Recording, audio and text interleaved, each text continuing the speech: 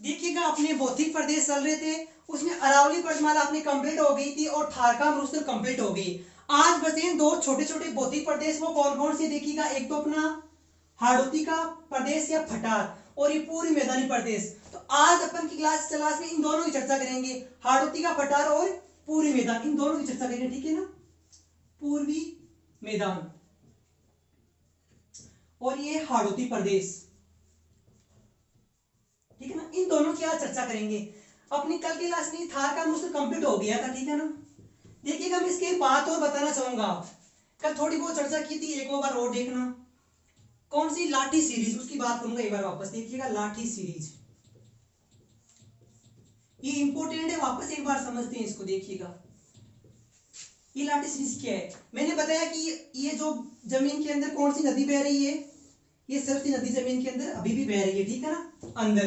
तो ये सरस्वती नदी का जो मार्ग है, जो क्षेत्र है ऊपर का, यहाँ पे पाई जाती है घास एक, ठीक है ना, ये घास पाई जाती है इसको ऊपर ऊपर क्षेत्र पे, और उस घास का नाम क्या है, सेवण घास। सेवण घास, देखिएगा ये सेवण घास पाई जाती है जो सरस्वती नदी बह रही है। कौन सी नदी है, सरस्वती नदी, ठीक है। तो देखिएगा इनके पास में एक कुआं खोदा गया था, ठीक है, शोधकर्ताओं ने एक कुआं खोदा था।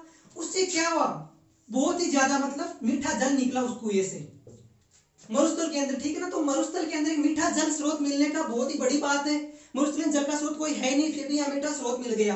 तो ये जो जल का स्रोत मिलता था, इसको नाम दिया गया था चांदन नलकूब। चांदन नलकूब, ठीक है। चांदन नाम का यहाँ पे जैसलमेर के अंदर सम तहसील के पास में एक गांव है, तो इसका नाम पड़ गया चांदन नलकूब। और इस चांदन नलकूब को बोलते हैं थार का गढ़ा। पूछा हुआ क्वेश्चन है, थार का गढ़ा। थार का गढ़ा किसे कहते हैं, चांदन नलकूब को। और ये जो सेवण घास पाई जाती है सरस्वती नदी के क्षेत्र के ऊपर, ये सर्वाधिक पौष्टिक घास है, ठीक है ना, सर्वाधिक पौष्टिक घास। इसकी चर्चा कल अपने की थी।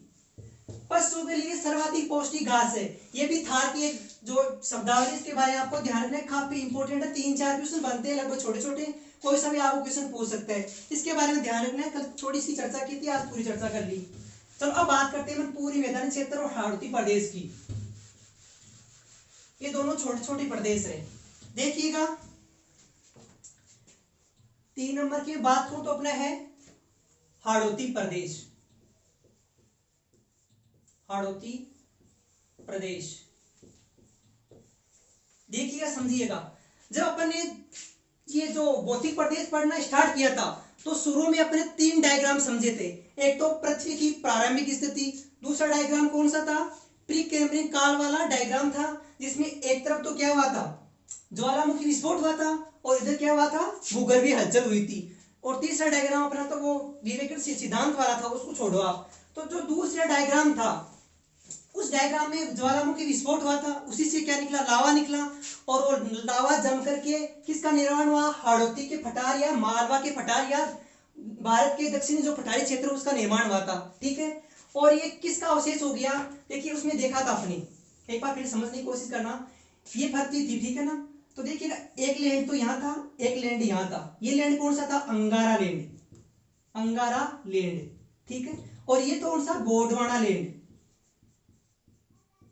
देखिएगा डायग्राम ध्यान समझ लेना, आपको लिखने की जरूरत ही नहीं पड़ेगी, छोटी छोटी बातें यहीं से क्लियर हो जाएगी। और ये बाकी जो था आपने देखा था शुरू में, ये कौन सा था, तेतीस सागर, ठीक है, तेतीस सागर था।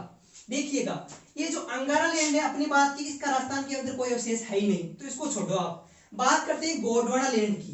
तो इसमें क्या हुआ, एक तो देखो इधर ज्वालामुखी विस्फोट हुआ था, ज्वालामुखी विस्फोट हुआ था, देखा था अपने, ज्वालामुखी विस्फोट हुआ।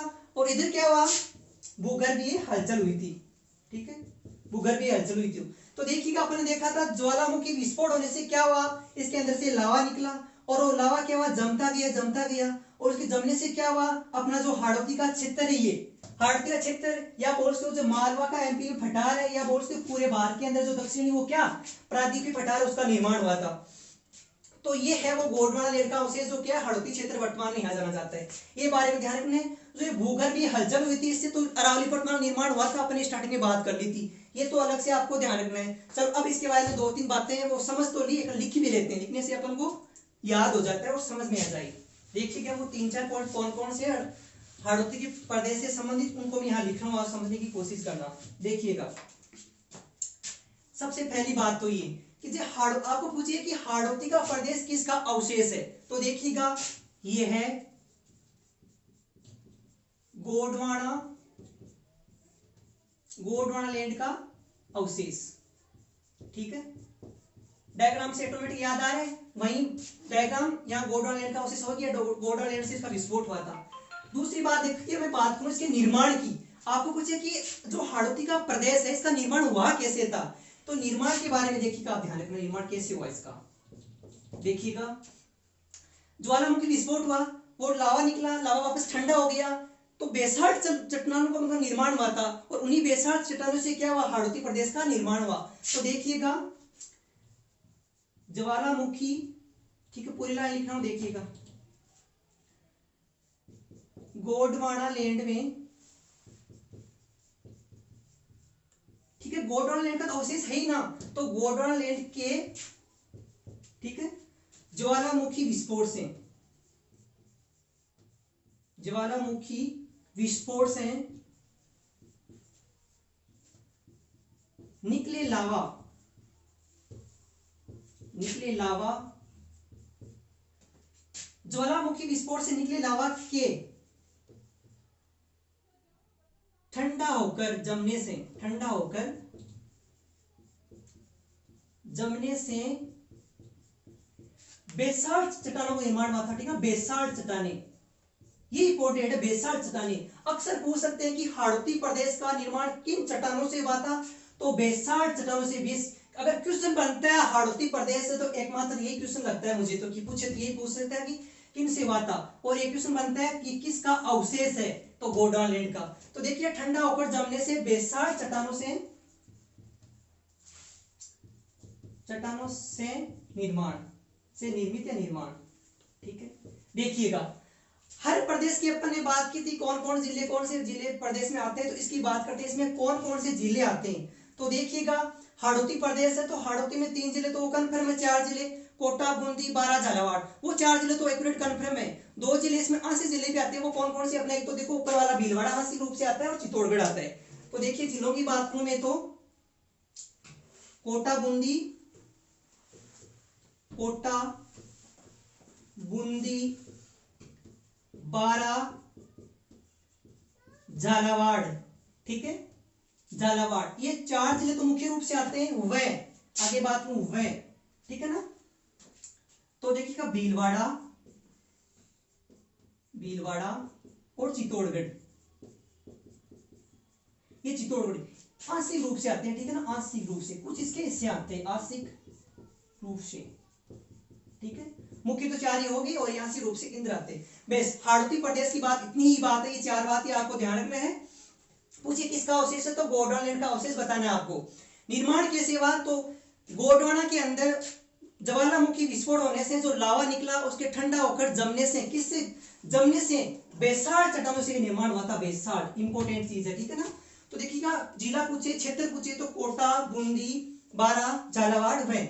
आंशिक जिले पूछे तो भीलवाड़ा, चित्तौड़गढ़ इसके अंदर आते हैं। बस इतनी बात किसकी है, हाड़ौती प्रदेश की। ठीक है, ये अपना हाड़ौती प्रदेश हो गया। अब पूछे ये अवशेष की बात होगी, अवशेष गोंडलैंड का। और देखिएगा जो हाड़ौती का प्रदेश है, यहाँ नीचे कौन सा राज्य पड़ता है, एमपी पड़ता है। तो एमपी में कौन सा पठार है, मालवा का पठार है, और वो मालवा का पठार भी किसका अवशेष है, गोंडवाना लैंड का अवशेष है। तो मालवा का पठार खुद किसका अवशेष है, नीचे भारत के अंदर जो प्रादीप है, दक्षिणी पठारी प्रदेश है, उसका अवशेष जो मालवा का पठार है, और मालवा का पठार का ही भाग है हाड़ौती का पठार। तो ये एक ही है पठार तो, लेकिन अपन को चर्चा राजस्थान की, अपन तो राजस्थान जी के पढ़ रहे, तो अपन राजस्थान की चर्चा करिए, इनके ऊपर नहीं आना। जब इंडिया का ज्योग्राफी पढ़ेंगे तब चर्चा करेंगे इनकी। तो देखिएगा जैसे भी अपन ने ये भाग पढ़े, तो इनको अलग अलग भागों में बांटा गया था, और इनकी अलग से चर्चा की थी। उसी रूप में हाड़ौती के प्रदेश को भी 2 भागों में बांटा गया है। देखिएगा देखिएगा समझने की कोशिश कर, डायग्राम के अंदर देखिएगा एक भाग तो ये, एक तो इसका हिस्सा ये है इतना, एक भाग तो ये आता है, इसमें एक ही आता है। ये भाग कौन सा है, देखिएगा इधर एमपी पड़ता है।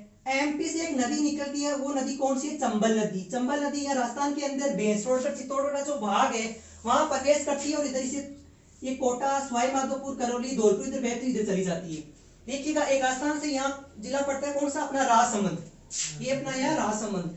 राजसमंद से नदी निकली है कौन सी, बनास नदी, यहाँ से बनास नदी निकलती है। तो ये बनास नदी बहती हुई इधर जाती है किधर, चंबल नदी के अंदर, यमुना या चंबल में यहाँ मिल जाती है। तो देखिए इन दोनों को मध्य का जो क्षेत्र है, बनास व चंबल नदी का जो क्षेत्र है, ये एक भाग किसका, हाड़ौती का प्रदेश का।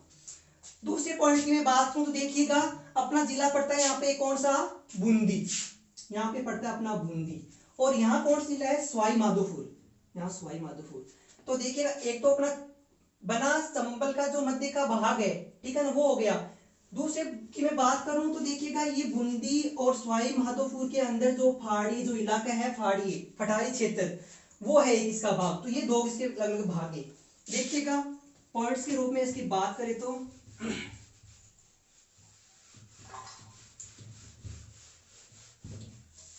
देखिए इनके तो कौन से दो भाग है, ठीक है ना, इसके दो भाग है। वो दो भाग कौन कौन से देखना, एक तो इसका भाग है विदे विदे कंगार भूमि, ठीक है ना, विदे कंगार भूमि, एक तो ये है इसका विदे कंगार भूमि, ठीक है। और एक है इसका देखिएगा, एक ये चंबल और बनास वाला बीच का क्षेत्र है, इसको बोलते हैं महान सीमांत भ्रंश, महान सीमांत भ्रंश, महान सीमांत भ्रंश क्षेत्र है। ये दो क्षेत्र है हाड़ौती प्रदेश के। देखिएगा ये विदे कंगार भूमि क्षेत्र कौन सा है, समझिएगा अपने बात की दोनों नदियों की, तो इन दोनों की नदियों का जो क्षेत्र है ना, वही क्या है, विदे कंगार भूमि है। तो देखिएगा चंबल व बनास, चंबल व बनास, चंबल व बनास, चंबल व बनास, ठीक है, चंबल व बनास नदियों के मध्य, ठीक है ना, दोनों के मध्य निर्मित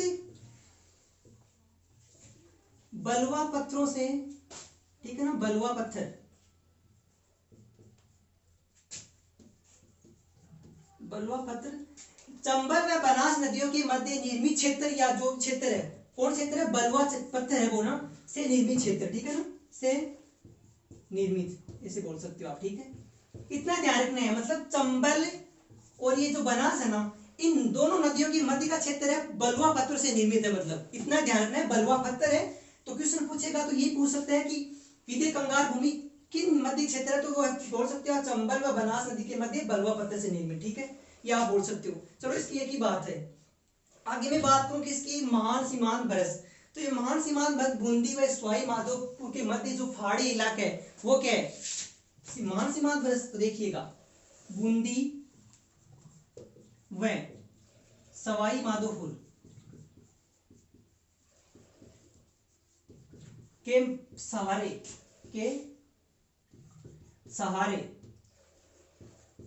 पहाड़ी क्षेत्र, बस इतना इसके बारे में आपको ध्यान रखना है, ठीक है। बूंदी और सवाई माधोपुर के सारे जो पहाड़ी इलाके हैं वो क्या है, महान सीमांत भ्रंश घाटी क्षेत्र है। तो ये है अपना हाड़ौती प्रदेश। बस इतना ही इसके बारे में, दो भागों में बांटा हुआ है, गोल्डन का अवशेष है और ये दो, इसके बारे में ध्यान रखना है। अब अपन बात करें किसकी, चार नंबर अपना कौन सा है, पूरी मैदानी क्षेत्र। देखिए इसकी बात करें तो ये तो है, ये भी देखो गोल्डन का अवशेष है, ये भी गोल्डन का अवशेष है, लेकिन ये दोनों, यहाँ तो कोई पहाड़ी इलाका नहीं है ना, तो ये दोनों क्षेत्र किसके हैं, जो बाकी जो जलीय क्षेत्र बच गया था अपना उसके अंदर 33 सागर, उन दोनों के अवशेष है। तो इसको तो अपन डायरेक्ट बोल सकते हैं 33 सागर के हटने के बाद जो मैदानी क्षेत्र बचा था वो कौन सा है, थार का मरुस्थल।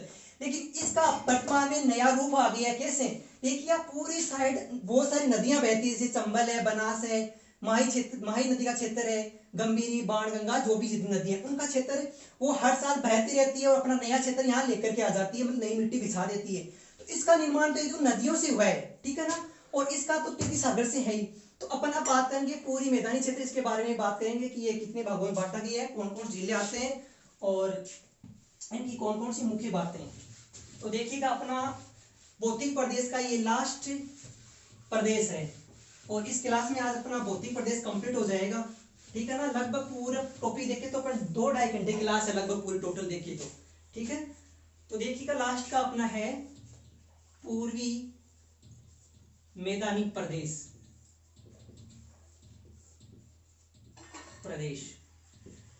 अब देखिएगा ये पूरी मैदानी प्रदेश, ये है अपना पूरी मैदानी प्रदेश, ठीक है। तो देखिएगा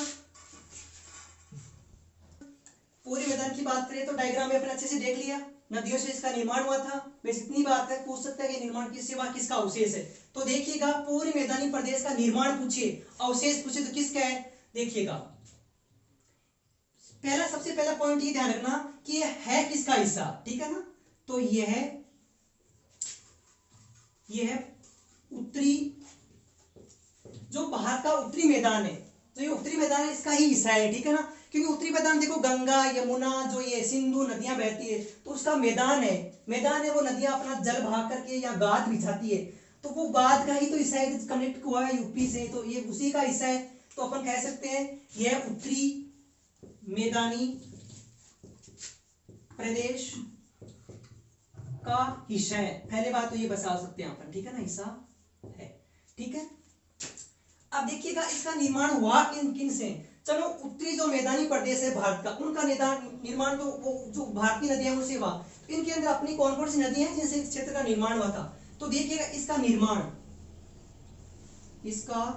निर्माण की मैं बात करूं तो देखिएगा अपनी इधर से नदियां नदी, देखो चंबल नदी, चंबल, ठीक है, चंबल बनास, ठीक है, गंभीर, ठीक है, चंबल बनास गंभीर, बाणगंगा।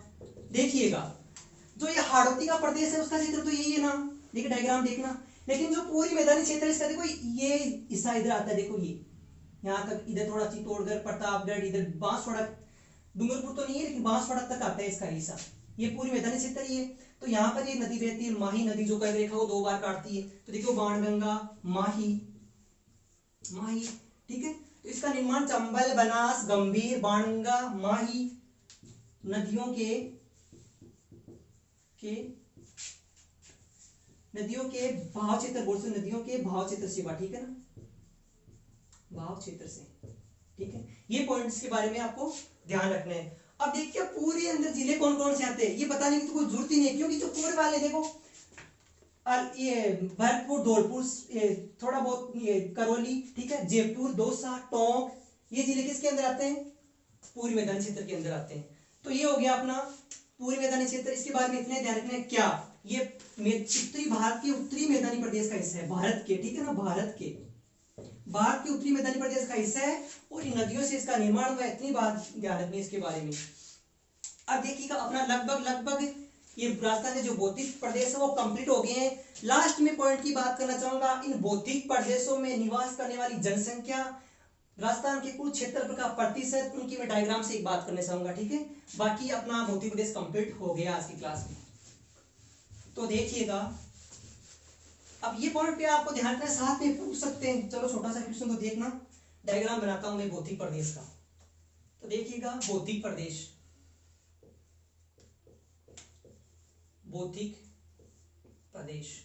ठीक है, ये अपने क्या भौतिक प्रदेश। और देखिएगा जनसंख्या,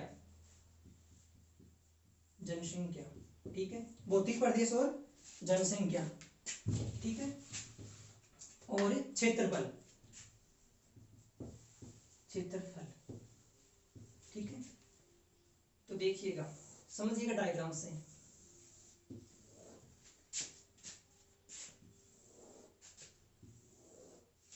तो देखो भौतिक प्रदेश अपने 1 नंबर कौन सा है, थार का मरुस्थल, ठीक है, थार का मरुस्थल, ठीक है।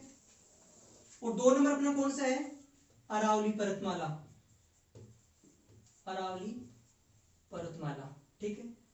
और 3 नंबर कौन सा है, पूरी मैदानी प्रदेश, ठीक है, पूरी मैदानी प्रदेश। और 4 नंबर अपना कौन सा है, हाड़ौती प्रदेश, ठीक है, हाड़ौती प्रदेश। देखिएगा तो ये चारों भौतिक प्रदेश है। तो राजस्थान की तो मतलब कुल क्षेत्रफल था 3,42,239 वर्ग किलोमीटर, ये तो टोटल राजस्थान का क्षेत्रफल था। और राजस्थान की कुल जनसंख्या कितनी थी? राजस्थान की कुल जनसंख्या है 6.86 करोड़, ठीक है ना, 6.86 करोड़ राजस्थान की जनसंख्या है। ये दोनों पॉइंट पहले आप ध्यान रखना।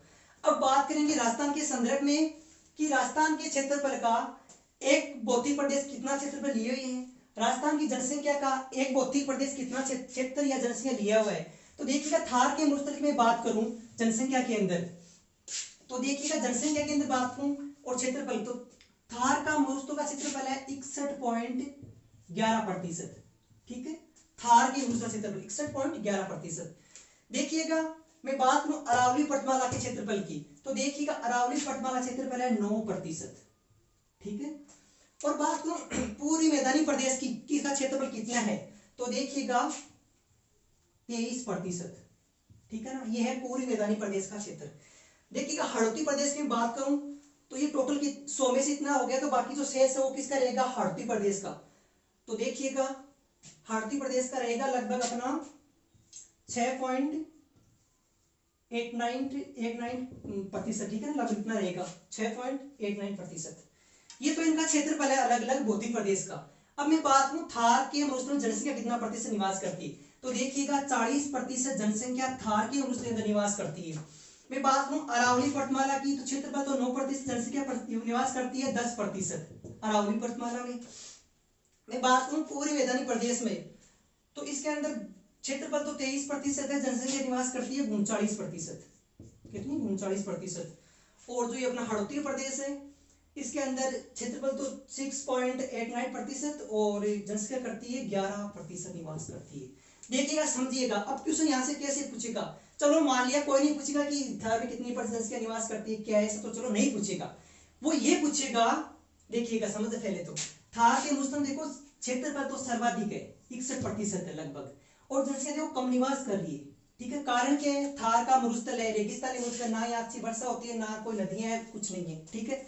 तो यही कारण है कि जनसंख्या तो कम निवास कर रही है, क्षेत्रफल ज्यादा है। फिर भी बात करूं अरावली प्रदेश की, देखो यहाँ तो लगभग सेम सा है, जनसंख्या तो देखो थोड़ी ज्यादा है, मतलब सेम ही, ज्यादा फर्क नहीं है। इसकी बात करो पूर्वी मैदानी प्रदेश की, तो देखिए जनसंख्या तो करती है 39% निवास, देखिएगा पूर्वी मैदानी प्रदेश में, और जो क्षेत्रफल 23% ही है। क्या कारण हो सकता है, अभी अपने इसके कारण में समझा भी था, क्योंकि पूर्वी मैदानी प्रदेश सर्वाधिक उपजाऊ क्षेत्र है, यहाँ पे सर्वाधिक नदियां बहती है, तो नदियों वाला जो क्षेत्र है तो उपजाऊ होगा, अच्छी कृषि होती है, अच्छी वर्षा भी यहाँ होती है, तो यही कारण है जनसंख्या सर्वाधिक निवास करती है, क्षेत्रफल तो कम ही है।